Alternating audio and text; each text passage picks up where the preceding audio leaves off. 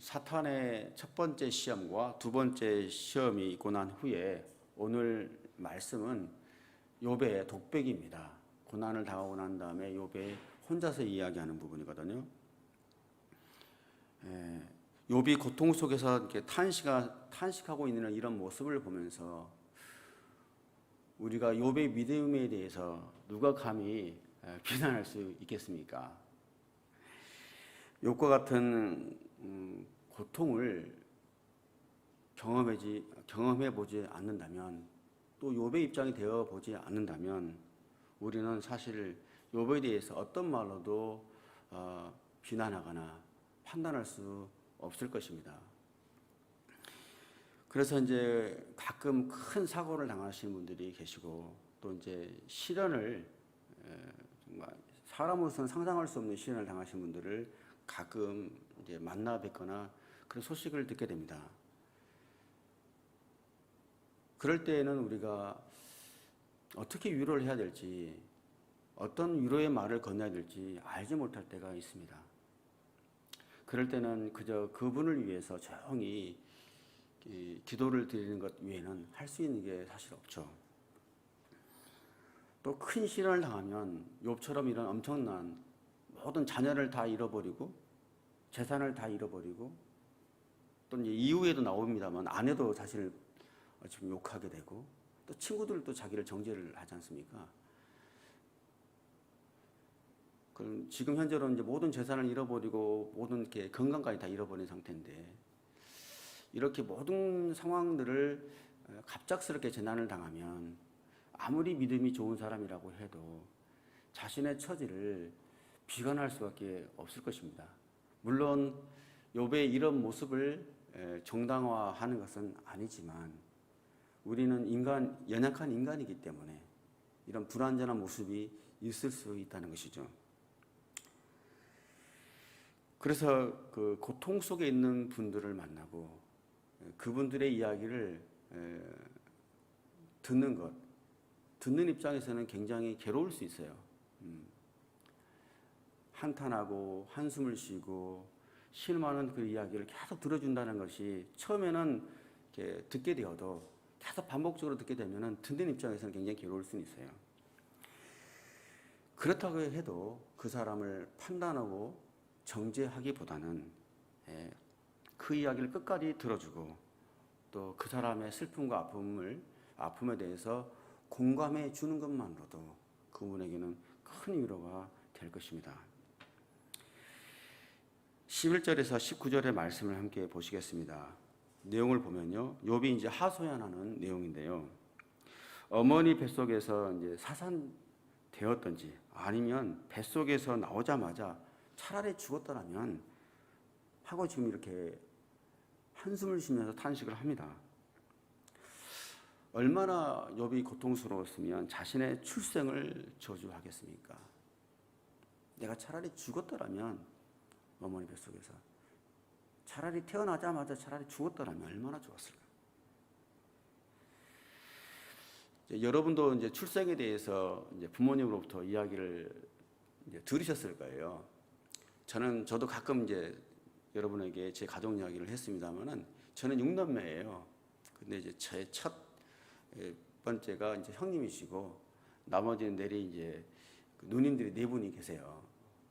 그러니까 지금 제가 나이가 많지는 않습니다만은, 이제 저희 부모님도 예전 분이시기 때문에, 또 저희 집안이 이제 불교 집안과 유교 집안의 문화 속에 한국의 전통적인 평범한 집안이거든요. 제가 이제 믿음의 일대예요, 사실은요. 그렇기 때문에 아들을 좀 하나를 더 낳고 싶어서 저까지 임신을 한 거예요, 6번째를. 그래서 이제 어머니가 보시기에 이번에도 틀림없이 딸일 거다라고 생각을 한 거예요. 물론 지금은 아들보다 딸이 훨씬 낫죠. 아들 10명보다는 딸 1명이 훨씬 낫죠. 근데 당시만 해도 아들 1명이라도 더 낫겠다라는 마음들을 부모님이 가지셨으니까. 그래서 처장님을 낳으시고 아들 하나가 더 있었으면 좋겠다고 해서 계속 낳다 보니까 누님을 넷을 낳은 거예요. 그리고 저를 이제 임신한 거죠. 그래서 이제 이거 딱 보니까 딸이겠다 싶어가지고 이제 낙태를 하려고 했던 거예요. 낙태를. 근데 낙태를 결심을 했는데 어느 날 꿈을 꾸신 거, 이게 태몽이라고 하죠. 태몽 이야기를 제가 해드릴 수는 없습니다만은 어머니 입장에서는 태몽이 좋으셨던 모양이에요. 좋으셔서 이번에는 좀 기대할 만하다. 한 번 더 나보자. 그래서 제가 누님 넷을 낳고 난 다음에 막내로 제가 태어났습니다. 예. 그날이 오늘 10월 6일입니다. 제가 제 생일을 이야기하려고 하는 것이 아니라 오늘 말씀이 이 말씀이기 때문에 또 낙태에 대한 이야기가 나왔고 출생에 대한 이야기를 하기 때문에 제 이야기를 해드리는 겁니다. 오늘 저를 이제 제 어머니께서 출생을 한 거죠. 근데 어찌됐든지 간에 하나님은 우리 한 사람 한 사람에 대한 계획이 있습니다. 우리 인간들은 여러 생각을 할 수가 있죠. 여러 생각을 할 수 있지만 생명에 대해서 하나님께서 분명한 주권과 또 그 영혼에 대한 계획이 있습니다. 요즘 이제 젊은 부부들은 사실은 아이를 낳지 않으려고 하는 것들이 문제이죠. 더더구나 또 임신을 했음에도 불구하고 또 낙태를 하는 분들도 꽤 많습니다. 그래서 낙태 문제는 꽤 이전의 이야기이기도 합니다. 몇십 년 전부터 있었던 이야기입니다만은 최근에 굉장히 또 문제가 되고 있습니다. 물론 여성의 인권이라든지 또 여러 가지 주장과 논리가 있지만 결론부터 말씀을 드리면 생명은 하나님의 주권의 영역이라는 거예요. 사실 아무런 결정권도 선택권도 없는 가장 연약한 존재인 태아의 생사권을 우리가 마음대로 결정한다는 것은 있을 수가 없는 일입니다. 우리가 그 생명권을 우리가 마음대로 한다면 그거는 창조하신 하나님의 주권 행위에 정면으로 우리가 도전하는 행위일 것입니다. 물론 원치 않는 임신도 있을 수 있습니다. 그 모든 아픔을 다 제가 헤아려 드릴 수는 없습니다만, 그렇지만 이 생명은 하나님께 속한 것이고 또 한 생명이라도 인간은 실수할 수가 있고 또 어떤 이유 때문에 우리는 실패할 수 있어요. 그렇지만 그 생명에 대한 하나님의 주권, 하나님에게는 실수란 없기 때문입니다. 12절을 보게 되면 나를 받을 무릎이 왜 있었던가, 나를 먹일 유방이 왜 있었던가, 이렇게 욥이 한탄합니다. 당시에는 이제 아기가 태어나면 산파가 무릎으로 아기를 이제 받았다고 해서 이런 표현을 썼던 것 같아요. 그래서 욥이 태어날 때 기쁜 마음으로 산파가 무릎으로 받았을 텐데, 그리고 어머니가 기쁨으로 젖을 물렸을 것인데, 차라리 그런 일이 없었더라면, 차라리 젖을 빨지 못하고 죽었더라면 하고 지금 한탄하고 있는 거예요. 내가 어머니의 젖을 빨지 못하고 죽었더라면 죽어서 편안하게 지금 안식하고 있었을 텐데 왜 이런 고통을 지금 당하고 있는가, 이렇게 원망 섞인 이야기를 지금 하고 있습니다. 아마도 욥은 사람이 죽으면 왕이나 신하나 부자나 가난한 사람도 다 고통에서 해방된다고 생각했던 것 같아요. 당시만 해도 사후 세계에 대한 지식이 없었어요. 죽으면 끝이라고 생각했어요. 죽으면 음부로 들어가는 걸로 생각했어요. 그렇기 때문에 죽으면 누구에게나 다 평등하잖아요. 누구나 죽잖아요. 평등하잖아요. 그렇기 때문에 아무리 가난한 사람도, 아무리 왕이라도, 아무리 부자라도 죽으면 다 똑같다고 생각했던 거예요. 근데 우리는 이제 그 당시에는 이제 사후 세계에 대한 계시가 없었기 때문에 그렇죠. 구약 성경을 보게 되면 알 수 없습니다. 천국과 지옥에 대한 이야기는 신약에 가서 우리가 알 수 있거든요. 우리는 이제 신약을 통해서 천국과 지옥이 있다는 분명한 진리를 우리는 알고 있죠. 우리는 우리에게 계시를 주셔서 알고 있어요. 그래서 그렇기 때문에 죽음은 누구에게나 평등하죠. 누구나 죽습니다. 그건 맞습니다. 그렇지만 죽음 이후의 세계, 사후 세계는 절대 평등하지 않다는 것입니다.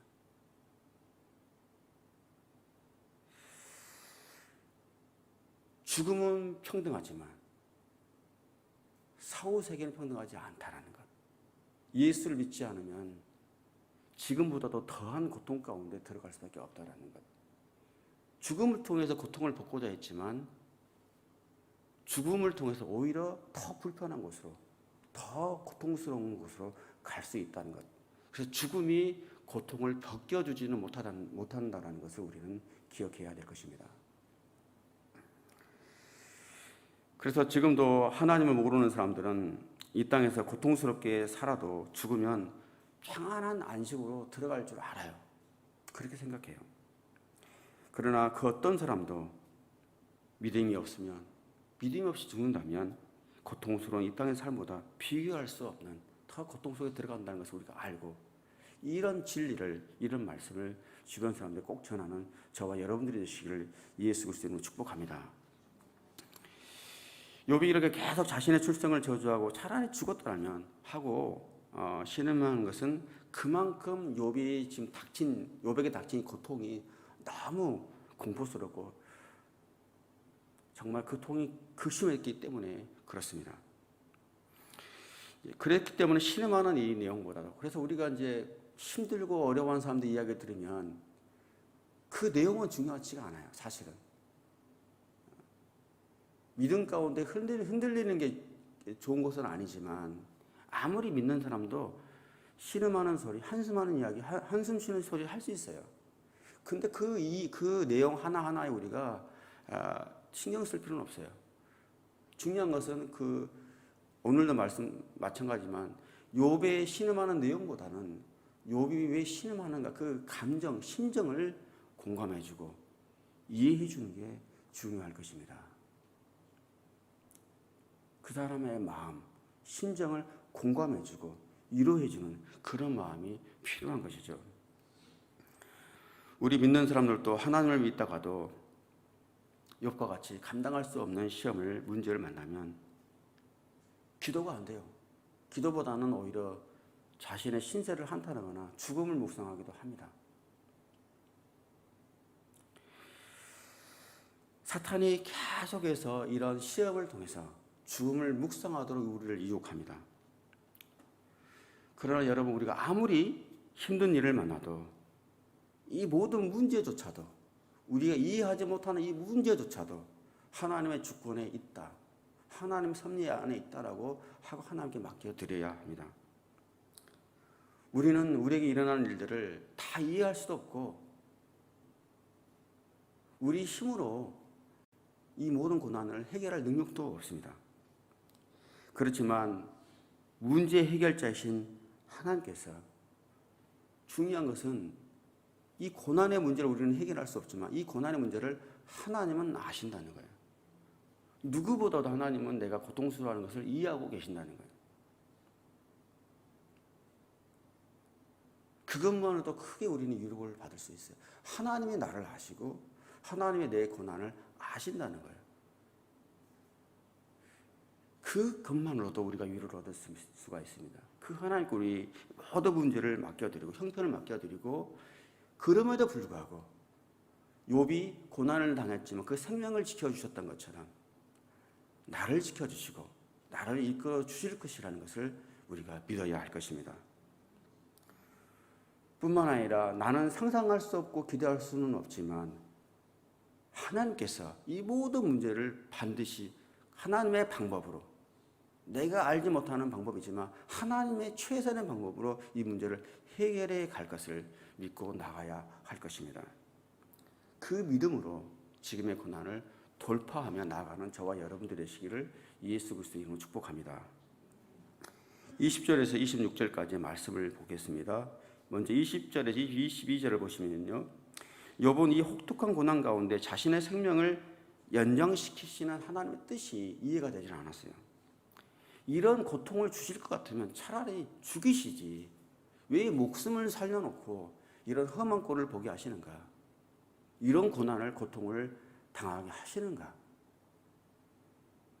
차라리 죽으면 이 고통의, 이 공포스러운 것을 보지도 않을 뿐만 아니라 이 고통에서 해방될 텐데 왜 목숨을 살렸는가, 도저히 이해가 되지 않아서 하나님께 이렇게 묻습니다.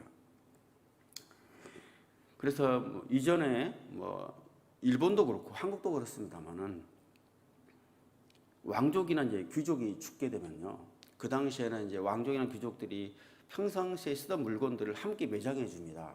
그래서 이제 밥그릇도 좀 매장해 주고 생활 필수품, 그리고 이제 폐물들이나 이런 걸 함께 금, 은 폐물들을 왕족 귀족이기 때문에 이렇게 함께 묻어서 이렇게 매장을 하는데, 그렇기 때문에 그 당시에 아주 가난한 사람들은 도굴꾼들이 이제 1억 천금을 노리기 위해서 이 왕족이나 귀족의 무덤들을 파헤치고 다녔습니다.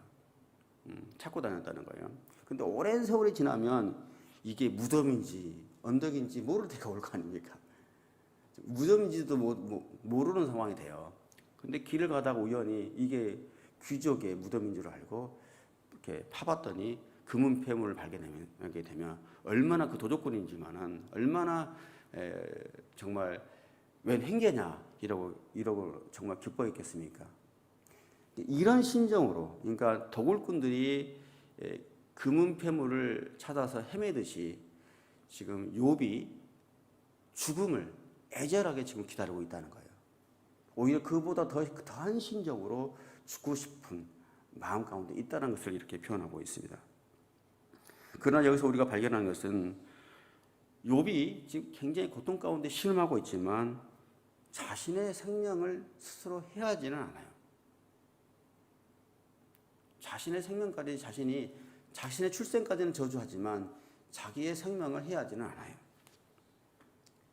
자신의 생명이 하나님께 말씀을 인정하고 있고 자신의 생명이 전적으로 하나님의 주권에 달려 있다라는 그 믿음에는 흔들림이 없어요.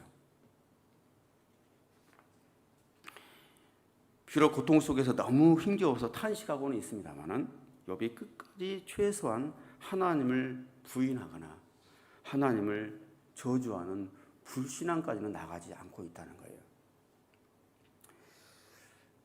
최소한의 선을 지키고 있어요, 욥이. 그래서 우리들도요, 고난을 당하고 슬픔을 당하면 우리 자신을 비관할 수는 있어요. 우리 자신에 대해서 한숨 쉬는 소리를 할 수 있어요. 나올 수 있죠. 저도 가끔마다 힘든 일을 당하게 되면 한숨이 나옵니다. 그럴 수는 있습니다. 그럼에도 불구하고 분명한 선을 지켜야 된다는 거예요. 그 일 때문에 하나님을 욕하거나 하나님을 저주하거나 하나님을 떠나버리는 일까지 가서는 안 된다는 것입니다. 욥은 거기까지는 가지 않아요. 재산을 다 잃어버리고 자식을 다 잃어버리고 아내까지 떠나버리고, 예를 들면 친구들도 자기를 비판하고 한다면 하나님을 저주할 만한 상황이에요. 근데 거기까지는 가지 않는다는 것입니다. 그리고 여기서 우리가 분명하게 기억해야 할 것은 욥에게 닥친 고난은 사탄이 준 것이라는 거예요. 사탄이 준 것이지 하나님께서 주신 시험이 아니라는 거예요. 이것을 우리가 분명하게 생각을 해야 됩니다. 하나님이 욥을 정말 신뢰하고 사랑하기 때문에, 믿기 때문에 사탄의 시험을 제한적으로 잠시 허락한 것 뿐이었습니다. 하나님이 이 시련과 시험을 통해서 오히려 욥이 더욱더 믿음의 높은 경지까지, 높은 그런 단계까지 더 성장하기를 바라는 마음에서 시련을 허락한 것 뿐이죠. 그래서 욥에게 허락된 이 고통은 욥을 넘어뜨리기 위한 사탄의 어떤 역사라는 것을 알고 우리가 누구를 대적하고 싸워야 할지를 분명히 알아야 될 것입니다. 정작 사탄을 대적해야 되는데 우리는 고난을 당하면 하나님을 대적하고 하나님을 떠나버린다는 거예요. 사실 이런 모든 시험을 사단이 주는 장난질인데, 사탄을 대적해야 되는데 하나님을 대적하고 하나님을 저주하고 떠나는 일들이 있다는 것입니다. 우리가 욥기의 1장, 2장을 보게 되면 우리가 사탄의 그 배후에서 조종하는 것들을 우리가 봤습니다. 그렇죠? 하나님께서 욥의 믿음을 높이 평가하니까 사단이 한번 시험을 해보겠다고 하니까 허락한 것 뿐이었습니다. 그래서 우리는 배후에 사탄이 역사하고 있다는 것을 우리가 알고 그 시험에 대해서 성령의 검인 말씀으로 대적하고 또 깨어서 기도로 물리쳐야 할 것입니다. 동시에 또 우리가 어떤 마음을 가져야 되냐면 하나님, 이 시련이 저에게 어떤 의미가 있습니까? 왜 이런 시련을 저에게 허락하셨습니까? 라고 묻는 게 중요합니다. 첫 번째로는 이 시험을 사단이 주었다는 것을 알고 사단을 대적하는 게 중요하다는 것이고요. 두 번째로는 왜 이 시련을 저에게 허락하셨습니까? 라고 이 의미, 시련의 의미, 고통의 의미를 하나님께 묻는 게 중요하다는 것입니다. 하나님의 섭리와 뜻이 무엇인지 깨닫게 해달라고 하나님께 기도드려야 합니다. 시련을 통해서 하나님을 바라보는 것, 기쁠 때나 슬플 때나 이해가 될 때나 이해가 되지 않을 때나 언제나 하나님을 변함없이 바라보는 것, 바로 그것이 아마도 곧 고난 가운데 우리에게 하나님께서 가장 원하시는 믿음, 마음일 것입니다. 다른 건 몰라도 분명한 것은 어떤 이해할 수 없는 상황임에도 불구하고 변함없이, 그럼에도 불구하고 변함없이 하나님을 바라보는 것, 그 믿음을 하나님께서 원하신다는 것이에요. 우리가 출애굽기와 사사기를 지난 큐티를 통해서 묵상을 했습니다. 이스라엘 백성들이 이집트에서 고난을 당했습니다. 핍박을 받았습니다. 그리고 이스라엘 사람들이 가나안 땅에 들어가서 또 우상 숭배를 하니까 우방 민족들로부터 여러 가지 공격을 받습니다. 백성들이 살 수 없어서 신음하고 고통스러워합니다. 그럴 때 하나님을 바라보는 거예요. 그 고통을 이해할 수 없지만 그 고통 가운데 하나님을 바라보는 거예요. 그럴 때 하나님께서는 백성들을 구원하기 시작하신다는 거예요.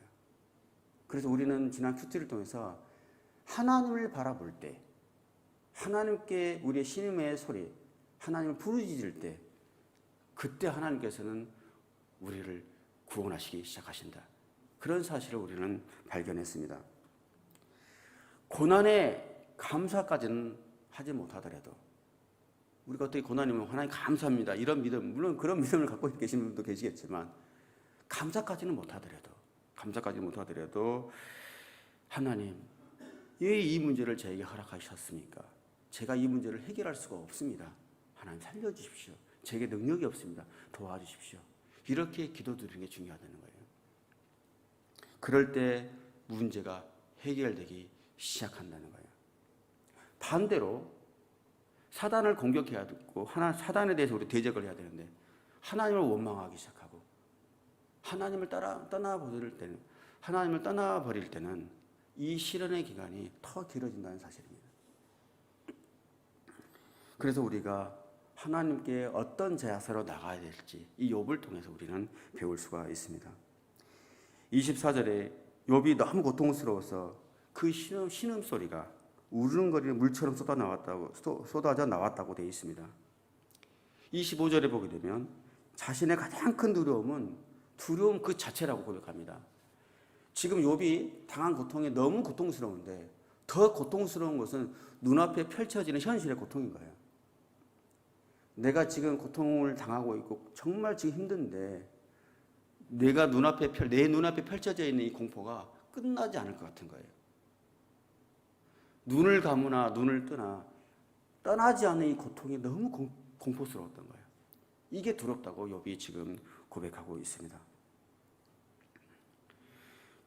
그러나 여러분, 우리가 욥기 지금 2장, 3장, 4장을 하고 있습니다만은 42장을 보게 되면 하나님께서 욥을 어떻게 위로하시고 어떤 축복을 주셨는지 우리는 잘 알고 있습니다. 여러분의 삶 속에 견디기 힘든 고통과 고난, 그 가운데 여러분 혹시 계십니까? 혹시 두려움이 있습니까? 염려하지 마시길 바랍니다. 우리에게는 소망이 있습니다. 오히려 욥보다도 더 고통을 당하셨던 예수님께서 우리의 모든 고통과 질고를 다 짊어지시고 십자가에 못 박으시고 죽음을 이기시고 고통과 고난을 이기시고 승리하셨습니다. 그 예수님이 우리의 주님이십니다. 그 소망 되신 예수님 안에 있는 우리는 이미 승리한 사람들이에요. 그래서 바울은 이렇게 고백하고 있어요. 로마서 5장 3, 4절에서 예수 안에 있는 우리는 또한 환난 가운데 기뻐합니다. 왜냐하면 이는 환난은 인내를, 인내는 반드시 연단은 반드시 소망을 이룰 줄 알기 때문이라고 고백하고 있습니다. 승리하신 예수님을 믿고 그분 안에 있는 우리는 승리자라는 것을 믿고 선포하고 나갔으면 좋겠어요. 하나님을 대적할 것이 아니라 고난 가운데 그 고난을 통해서 장난질하는 그 사단을 향해서 승리하신 예수 그리스도 이름으로 대적하며 나아가는 저와 여러분들이 되시기를 예수 그리스도 이름으로 축복합니다.